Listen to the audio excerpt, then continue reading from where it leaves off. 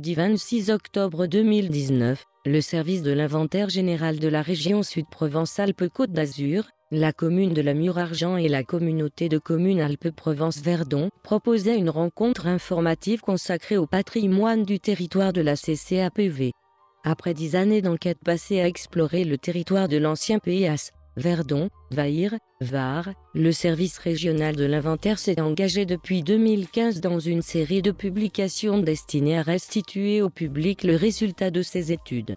La parution du 6e opus, La ferme et le territoire en Haute-Provence, point d'orgue des travaux de l'inventaire général dans ce secteur.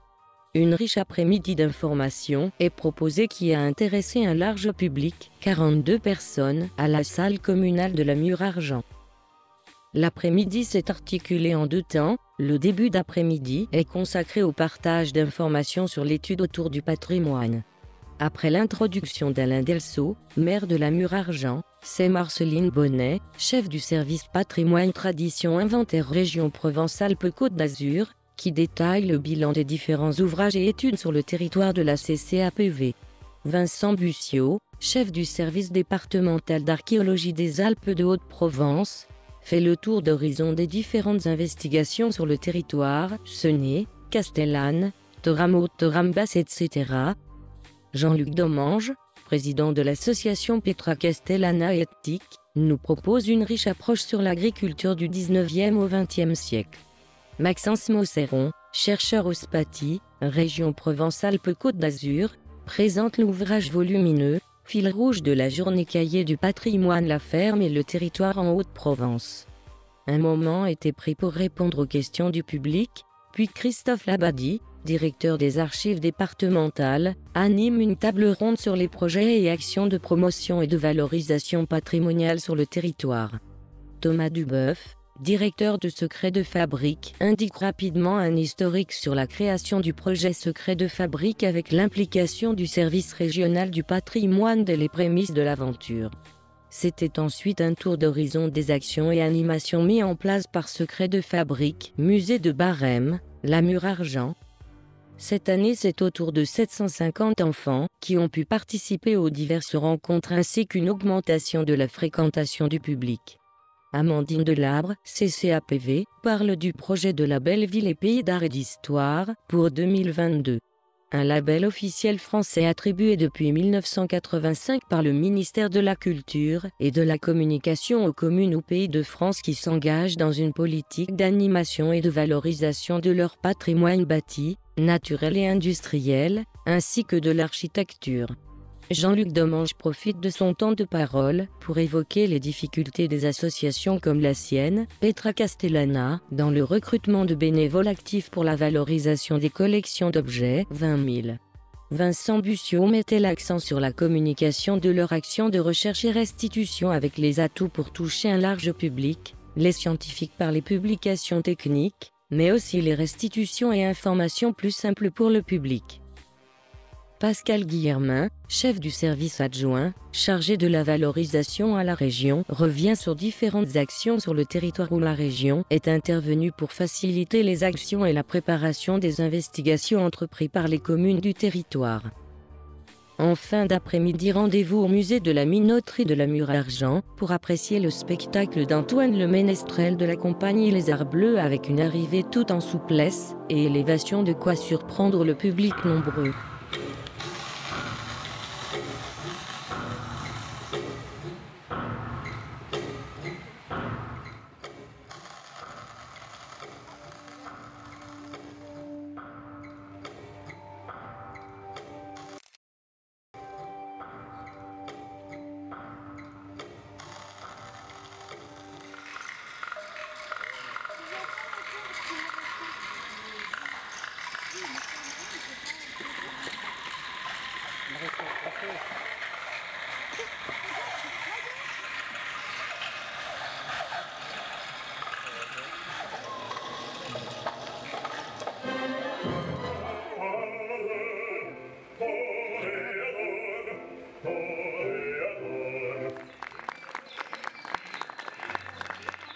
Après toutes ces émotions artistiques, c'est la présentation officielle de l'ouvrage La ferme et le territoire en Haute-Provence, avec l'intervention d'Alain Delso, maire de la Mure-Argent, Eliane Bareil, vice-présidente de la région, et la sous-préfète de Castellane Nicole Chabagnier.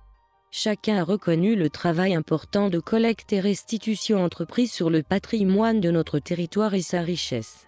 Le travail ensemble reste bien sûr indispensable, et surtout la bonne cohésion pour savoir utiliser les ressources de l'Europe, par exemple le programme TRACE, programme de coopération transfrontalière européenne, entre la France et l'Italie. Et souligner la parution de ce livre extraordinaire, qui est le fruit d'une dizaine d'années de travail. Et donc je voudrais simplement, encore une fois, remercier tous ceux qui ont participé à l'élaboration de ce livre, autant photographes qu'écrivains, mais aussi les services inventaires de la région. J'avais eu l'occasion de le dire lorsque nous avions inauguré. Je crois qu'il y a un travail remarquable qui est effectué, il mérite vraiment d'être souligné. Et chez vous, dans cette partie du territoire, je pense que vous ne pouvez qu'apprécier ce qui est fait au quotidien et le travail qui a été fait notamment sur le patrimoine industriel. Alors aujourd'hui, ce livre, il touche davantage peut-être le patrimoine et le pastoralisme. Donc je crois qu'effectivement, je m'y retrouve. Je l'ai feuilleté tout à l'heure rapidement. Et donc je voudrais là encore remercier le service du patrimoine. Alors chez nous, à la région, il y a plusieurs services qui interviennent sur le patrimoine, mais ça vous le savez, puisqu'on peut intervenir au titre du patrimoine, tant au Fonds régional de l'aménagement du territoire que des crêtes, ou bien sûr du service du patrimoine proprement dit pour le petit patrimoine et le gros patrimoine. Et on le disait tout à l'heure, et ça a été soulevé dans les propos de certains, on le disait tout à l'heure, on peut aussi prétendre à des fonds européens. Le problème des fonds européens, je l'ai bien noté, je le note partout où je vais, je l'entends partout, c'est un problème d'ingénierie pour les communes les plus petites et la difficulté de monter des dossiers de demande de fonds européens et de les suivre. Donc ça, je sais que c'est une vraie difficulté. Moi, j'y réfléchis beaucoup, parce qu'au titre de la ruralité, je dois dire que c'est le problème majeur. Je me suis déplacée dans chaque département de la région pour présenter justement le panel de fonds européens que porte entre autres le réseau régional rural.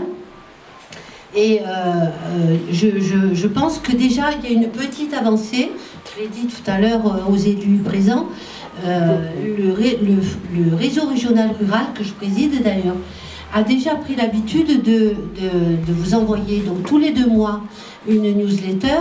Mais dans cette newsletter, vous trouvez les appels à projets. Et ça, c'est un plus, parce qu'avant, vous n'aviez pas d'informations, sauf à aller sur le site de la région, vous n'aviez pas d'informations sur les appels à projets. Je pense que c'est une avancée. Et par ailleurs, le réseau régional rural que vous connaissez ici, sur ce territoire particulièrement, puisque c'est avec eux qu'on a monté le projet Smart Ruralité. Vous savez qu'ils sont à vos côtés et qu'ils seront en capacité de vous aider et dans tous les cas de vous apporter des conseils. Donc je crois que ça méritait totalement d'être souligné. On n'interroge pas suffisamment les anciens, qu'on ne profite pas de leur savoir. Et quand on veut le faire, les anciens sont partis. Donc je pense que votre ouvrage et votre travail plus généralement est extrêmement important pour celles et ceux qui veulent s'interroger sur leur passé, parce que finalement c'est ça. Et notre patrimoine. Bravo pour tout le travail que vous avez fait. Je sais que ça a été long.